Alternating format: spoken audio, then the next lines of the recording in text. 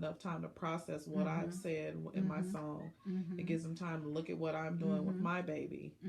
On certain parts of the activities, there's a pause. That pause is intentional. It's intentional.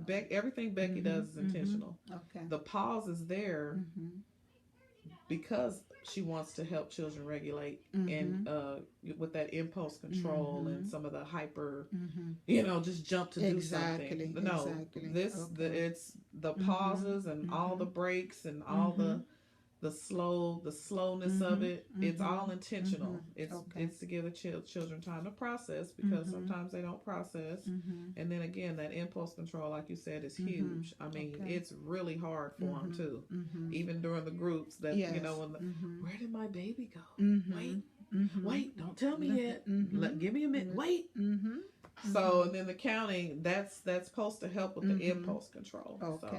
I'm really glad to hear that, because as a teacher, I sometimes, of course, we at, internally, like, oh boy, I wish, that child could be a little more compliant. But at the same token, when I put, my social worker gears on, so I have to remember, yes, they come from trauma. Yes, they have trust issues. Yes, they have impulse control issues. So how can I help, with the process? And it's nice to see that the baby doll circle time as those intentional activities, planned from start to finish to build that over time. So that's really nice to see.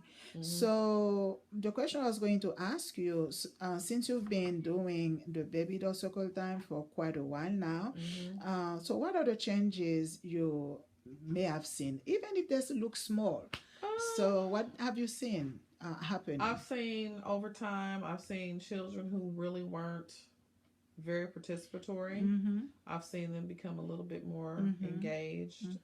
I'm talking from the smallest up to the oldest classrooms.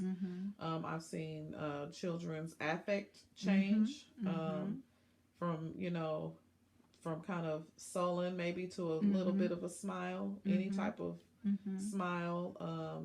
I've seen children who have been aggressive with peers. I've seen them being very loving and nurturing with the baby dolls. I've seen children who you maybe don't hear singing typical regular songs during circle time or anything like that. I've heard children singing. I know that the children who may have some trouble with routines and knowing what's coming next, they are picking up on patterns of what to expect. So I've seen a lot of positive changes. They're mostly really excited to see me when I'm coming in. So it's like they have really kind of embraced and grasped that this is, a nice time. So it's been nice. And I even saw little boys in one particular classroom. I observed when it's time to say goodbye, they would pat the baby doll gently and give some kisses. That really met my heart, because you know how sometimes they think that boys are so rough, so being able to see that tenderness, that sensitivity, I say, oh wow, that's wonderful. Yeah. So based on that, how do you measure, how do you assess the change? I suppose you have a kind of assessment sheet.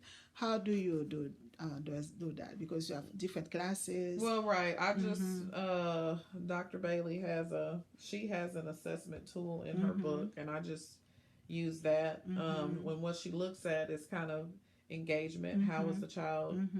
Did they interact? Were they naturally participating? She looks at impulse control and emotional regulation. How did they handle themselves during the group? Then we also looked at their face. Do their emotions change with their affective display? Does it change when we're supposed to be happy? Does it change when the baby is sad? So I'm looking at that. I'm also looking at the attention. Are they looking at what I'm doing so they know what to do with their baby? We look at empathy level, because you can see some of the kids are very empathetic and very gentle, while others are still maybe a little bit more rough with their babies. But they're getting there. We're getting better. Self-regulation. You know, we look at self-regulation and we look at the working memory. Like, you know, the routine. Like, we do this and then we go into a you know, kind of the connecting activity. And then, you know, so there's different levels. And so that's kind of what we're looking at when I assess. There was one question I forgot to ask is that sometimes I hear you or other teachers saying, we are a school family or something, a song like that. So why do you refer to the classroom as such, you know, as a school family? We're trying to shift from, you know, this, you know, I don't want to call it a separated classroom, but we're trying to create an environment that all children can have optimal learning. So when we create the school family where everybody feels important, everybody has value, everybody's offering something to the room, they're not being judged, you know, things like that. We're calling them school families because we want them to know that everybody in here is important. Everybody in here has a job to do. Everybody in here is cared for, you know. And we're part of a community. And we're part of the community. So that's why we're, you know, shifting into, you know, that model. And I'm also thinking, since, you know, you said so sensitively that, you know, the parents the children live with, they may not have like model the best, you know, behavior possible because of some stressors that are in their own lives. Would you say that the school family tries to fill the gaps? Yeah. I mean, that's what Becky has a book. Dr. Becky Bailey has a book, and she talks a lot about creating the school family. Okay. And it, so yeah, I mean, she's got a list of 7 things that would, that helps when you have a school family. I mean, I talked about optimizing brain development. It strengthens and provides an invisible set of assets called family privilege. I think that's what you're talking about. Yes. Kind of family norms, family expectations, and the walls, how the power is distributed. Needs are being met. Yeah, you have a teacher. The teacher could represent mom or dad figuratively. Right. So how to provide respect and how to show respect to the child at the same time. Yeah. Right. Okay. Yeah. So it also fosters connections within the school so that all members feel emotionally safe. It creates a bully-proof climate. Utilizes everyday life conflicts and celebrations as the social-emotional curriculum. And it integrates social and emotional learning into the teaching. And it brings back the joy in teaching. Yes. So that's kind of... Yeah, I don't want to, you know, be...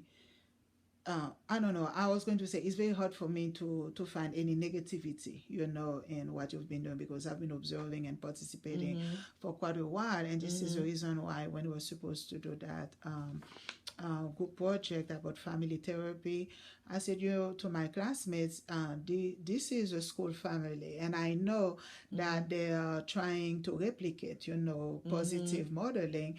And that particular program, the Baby Doll Circle Time, I think it looks like it's a game, but, you know, the way it's planned, it touches, you know, the children to the core. And little by little, you can see improvement, you know. So I don't know, do you have like any success story you would like to, because some child was so challenging at the beginning and now things are shifting? Well, I would just say so far I've had really high participation in all the rooms. The room that you're in and have observed, preschool one classroom, we had 10 out of the 12 that participated. So, you know, and I've been in there for like 8 weeks now. And finally one of the little boys I'd been in 6 weeks, 6 weeks strong, and he was still choosing not to To not to get a baby. He was mm-hmm. not engaged in any Mm-hmm. of the songs, but he was always watching. Mm-hmm. So finally, at that 6 week, he Mm-hmm. finally said, "I want to get a baby." That's so nice to hear. He wanted to get a baby, and Yeah. he got the baby, Mm-hmm. and he's been like, he really looks forward to me Yeah. coming now, and always is saying, And is he participating, like, hands on, doing "Oh the yeah." things that go with the verses? He's Yeah. Mm-hmm. participating very well, Mm-hmm. singing along, Mm-hmm. and he's just always, now when I see him, he's like, I'm excited for Baby Doll Mm-hmm. Circle Time. I want Yeah. to do it. I like babies. And Mm-hmm. at first he was so like, Mm-hmm. I'm not doing it. Mm-hmm. And then Mm-hmm. another little boy in the same room, Mm-hmm. he still has not gotten a baby, but he Mm-hmm. gets a symbolic baby. Oh, okay. He uses a beanbag, and I Okay. just go. I mean, I honestly do think he has a fear of how the dolls look. I Look. really think Uh-huh. that is Uh-huh. really the issue with this Mm-hmm. particular child. Mm-hmm. But he is, from the beginning, he's Mm-hmm. always sang Mm-hmm. along. Okay. It's like the music kind of Mm-hmm. captivated him enough to Mm-hmm. keep him with the group, even though Mm-hmm. he wasn't really doing what we were doing. Yeah. But the music, the songs, and Mm-hmm. the, Mm-hmm. I could see that he Mm-hmm. enjoyed the songs, and he was watching what his peers Mm-hmm. were doing, and Mm-hmm. so to me, that's fine. He's So still. for you, this is the end results that's important. And or if he was holding, let's say, I don't know, a book or something, so that's not what's really important. But the fact that he's participating, He's participating yeah, in so some capacity, yeah, some and so capacity, yeah, okay, eventually, maybe, yeah, who maybe knows, one day, he may yeah, decide to grab a baby. yeah. So that's pretty. That's pretty awesome, yeah. Pretty And I awesome. think the last question I was going to ask you, do you see any limitations to the baby doll circle time? And if there's some limitations, so do you have any recommendations moving forward? I would love it if Becky would do a Baby Doll Circle Time #2. I mean, Ah, there's basically 6 different topics, and each of them has 5 lessons. So okay. once I'm done with that, then it's kind of like, What to do do next? I start over? Do I Okay. create my own? Do I do just pick and choose which lesson I want to do? I kind of like the way that it follows, because one builds on the other. The So I other. don't really like Okay. to pull from here and pull from there and do that. I like the way that it builds. So it's kind of like, I would love it if she would do, a new book. Because I mean, I think it's a really nice curriculum, and I don't want to, mess anything up. But then, and then I was thinking, I don't know if sometimes if group size, kind of plays a part in participation or not. I don't know. I don't know that it really does, but Because the classroom, they have between 10 and 15 kids. the younger rooms. The younger room has 8. Then the next room has 9.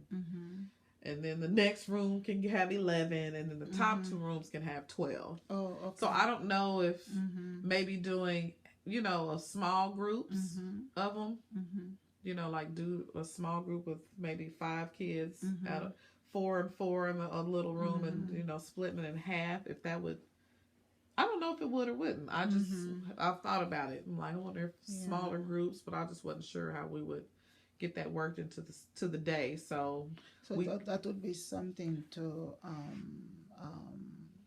talk about with the teachers to see, how you could do that, because there is the curriculum for the day, and things go so fast. So yeah, right, yeah. So that would be the only thing. Yeah. But I think so far from what I saw, as long as we have enough, enough adults in the room, and in my observation, if one adult can oversee 2 kids, for example, who are not too fidgety, let's put it that way, so it works pretty okay, Yeah, but it's been okay for the and most part. this program, as volunteers will come in very often, so in a way that's a big help. Yep. Yeah. So Yeah, we're going to keep on building on what's happening, and hopefully Miss Becky will come up with book number 2. I'm waiting. Yeah, yeah. But thank you so much. So I learned quite a bit, because it's one thing when you're observing, another thing when you're talking to the person who's doing it. And I can tell that you are really passionate about it, and the children are responding very well too. So thank you. Thank